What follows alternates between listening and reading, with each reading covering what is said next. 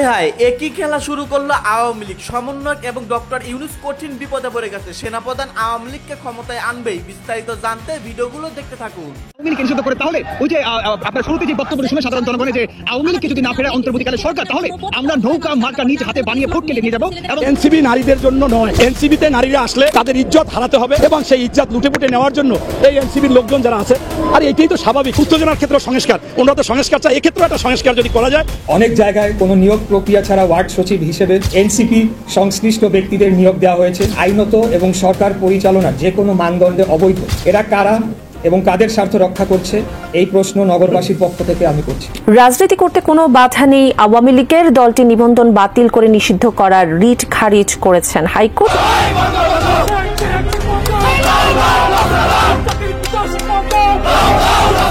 Doctor ইউনূসকে একটি চিঠি লিখেছেন জাতিসংঘ মহাসচিব আন্তোনিও গুতেরেস। প্রধান উপদেষ্টা ডক্টর মোহাম্মদ ইউনূসকে চিঠি লিখেছেন জাতিসংঘ মহাসচিব আন্তোনিও গুতেরেস। একটি খবর আমাদের বিবেককে নাড়িয়ে দিয়েছে, আমাদের বাস্তবতা শিখাতে বোধহয় বাধ্য করছে। আসসালামু আলাইকুম সম্মানিত দর্শক, আজকের ভিডিওটি আপনারা সম্পূর্ণ দেখবেন। প্রিয় দর্শক মণ্ডলী, এবার সমন্বয়কদের সমস্ত গোপন তথ্য ফাঁস হয়ে যাচ্ছে। সমন্বয়করা কঠিন বিপদে পড়ে গেছেন। এইদিকে আওয়ামী লীগের নেতাকর্মী কঠিন ভাবে ক্ষিপ্ত ডক্টর ইউনূস, উপদেষ্টা এবং সমন্বয়কদের উপর। প্রিয় দর্শক, শোনা যাচ্ছে আওয়ামী লীগের লক্ষ লক্ষ নেতাকর্মী ডক্টর ইউনূস এবং সমন্বয়কদের উপর ঝাঁপিয়ে পড়বে যে কোনো মুহূর্তে। প্রিয় দর্শক, বেশি কথা বলতে চাই না, ডক্টর মোহাম্মদ ইউনূস ক্ষমতা হারাবে নিশ্চিত। এইদিকে শেখ হাসিনা আবারও ক্ষমতা ফিরে পাবে। রাজনৈতিক মহল এমনটাই বলতেছে। সেনাপ্রধানও আওয়ামী লীগকে সমর্থন জানাচ্ছে। প্রিয় দর্শক, বেশি কথা না বাড়িয়ে আগে আমরা মূল ভিডিওগুলো দেখে নেই। আপনারা মনোযোগ সহকারে বিস্তারিত ভিডিওগুলো সম্পূর্ণ দেখতে থাকুন।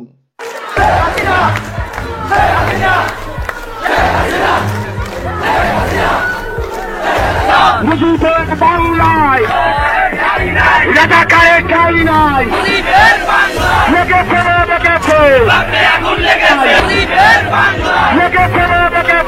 সোনার দুটা করে ডিম পারতো। এই সোনার মুরগিটা আপনার কাছ থেকে তাড়াইছে এই মাননীয় প্রধানমন্ত্রী শেখ হাসিনা। যা উন্নয়ন করছে, এই উন্নয়ন 100 বছর কোনো বিক্রি করতে পারবো না। মুজিবের বাংলায় রাজাকারের টাই নাই, শেখ হাসিনা আসবে, বাংলাদেশ আসবে।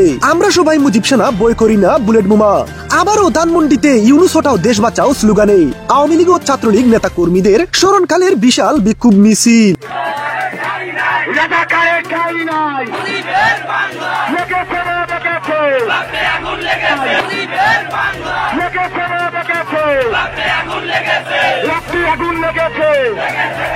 শেখ হাসিনাকে মিথ্যা হত্যার আসামি বানিয়ে তাকে নির্বাচনের বাইরে রেখে নির্বাচন করলে জনগণ তা প্রত্যাখ্যান করবে। শেখ হাসিনা দেশের জন্য ভালো ছিল বলছে এবার সাধারণ মানুষ। তাই যত সময় যাচ্ছে দিন দিন আওয়ামী লীগ নেতা কর্মীদের মিছিলের সংখ্যা ততই বৃদ্ধি পাচ্ছে, যেটা ধানমন্ডিতে একের পর এক মিছিল করে দেখিয়ে দিয়েছে আওয়ামী লীগ ও ছাত্রলীগ। এখন মানুষ বুঝতে শিখেছে শেখ হাসিনার হাতেই দেশ নিরাপদ ছিল। তাই এবার হারে হারে উপলব্ধি করতে পারছে সাধারণ মানুষ।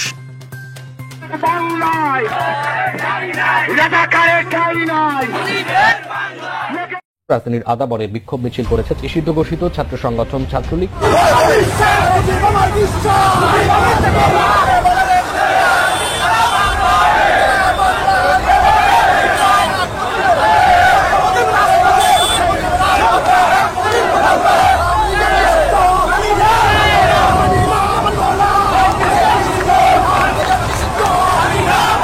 কিন্তু নৌকা আমার কাছে যদি না থাকে, তারপর আমরা ভোট দিতে যাব না। এই বাংলার মাটির মাঝে নৌকা আট করে সেখানে সিল মারবে। আমরা ওই যে আন্দোলন করছিলাম, মনে ভাবছিলাম যে ভালোই খাইতে পারবে, আন্দোলন করে ভুলই করছি। এখন দেখি ডাল ভাত দূরে গিয়ে আলুও জুটতেছে না। শেখ হাসিনার বয় নাই, রাজপথ চারি নাই, শেখ হাসিনা আসবে, বাংলাদেশ আসবে। ইউনূস তুই তওবা কর, শেখ হাসিনার পায়ে দৌড়। এবার এমন স্লোগানে রাজধানীতে নিষিদ্ধ সংগঠন ছাত্রলীগ ও আওয়ামী লীগের স্মরণকালের বিশাল বিক্ষোভ মিছিল। এবার হয় এসপার নয় অসপার।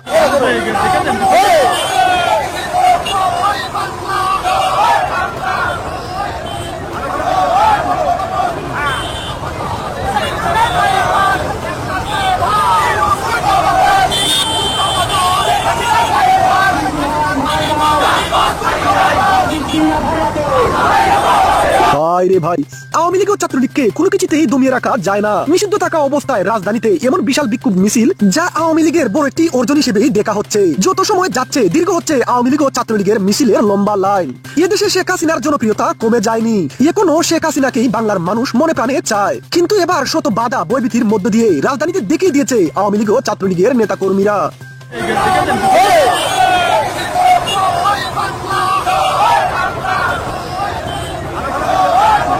এনসিবি নারীদের জন্য নয়, এনসিবিতে নারীরা আসলে তাদের ইজ্জত হারাতে হবে এবং সেই ইজ্জত লুটেপুটে নেওয়ার জন্য এই এনসিবির লোকজন যারা আছে, আর এইটাই তো স্বাভাবিক। উত্তেজনার ক্ষেত্রে সংস্কার, ওনারা তো সংস্কার চায়, এক্ষেত্রে একটা সংস্কার যদি করা যায়, করে যদি তাদের একটু শান্ত রাখা যায় এই সেক্সুয়াল দিক থেকে, তাহলে মনে হয় খুব ভালো হবে।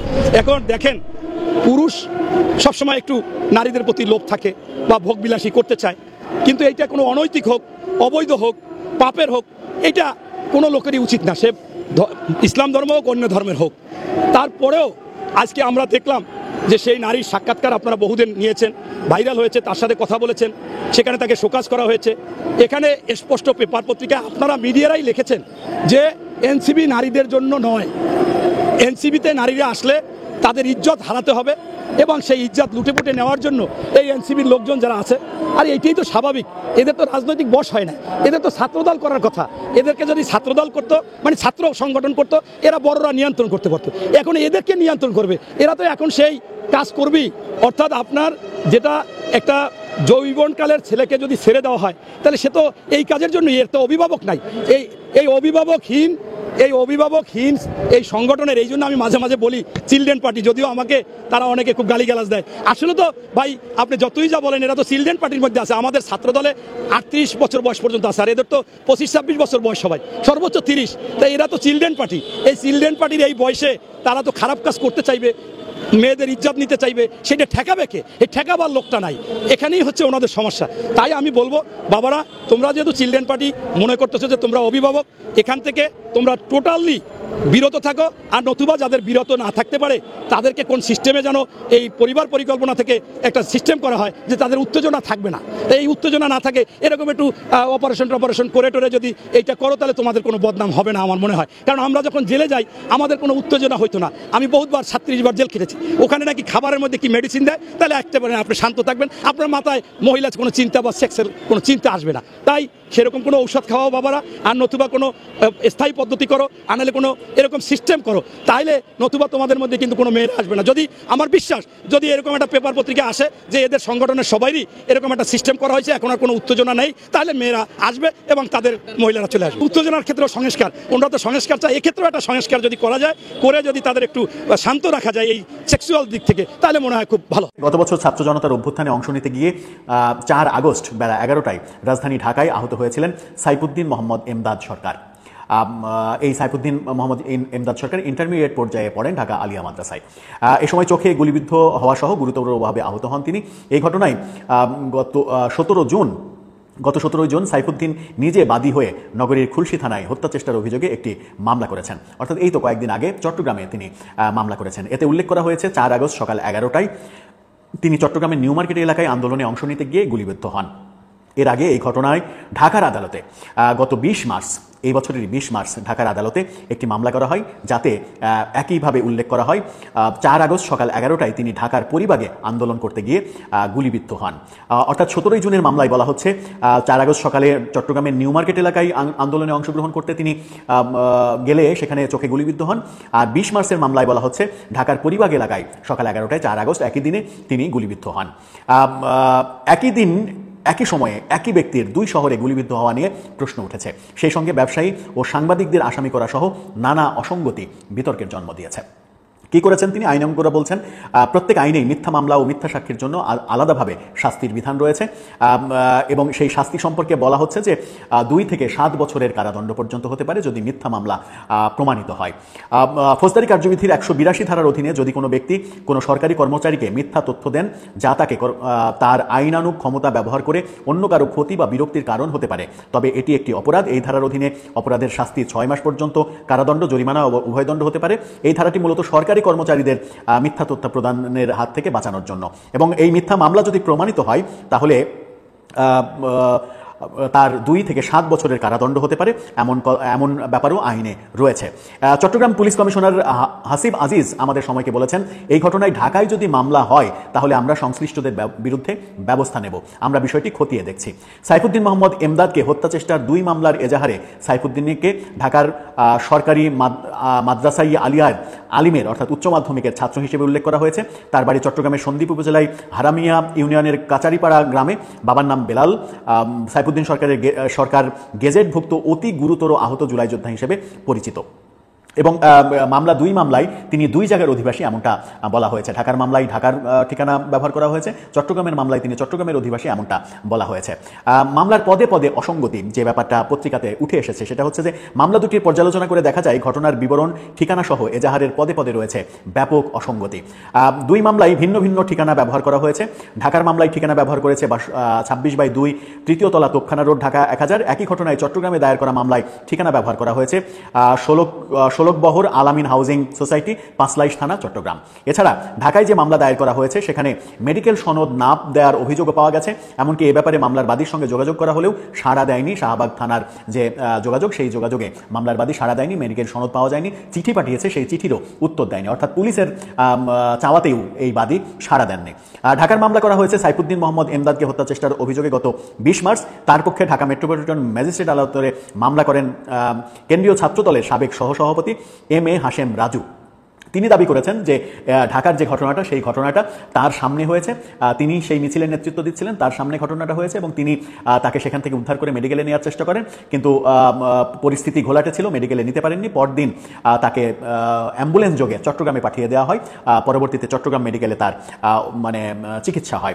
এই ঢাকার মামলায় শেখ হাসিনা, তার বোন শেখ রেহানা সহ 201 জনকে আসামি করা হয়। আসামির তালিকায় বিশ্ববিদ্যালয়ের শিক্ষক রয়েছেন, শিল্পপতি রয়েছেন, শিল্পোদ্যোক্তা রয়েছেন, সাংবাদিক, অভিনেতা, অভিনেত্রী, অর্থাৎ সাংবাদিক, অভিনেতা, অভিনেত্রী তারাও তাকে এসে গুলি করেছে এমন অভিযোগ করা হয়েছে।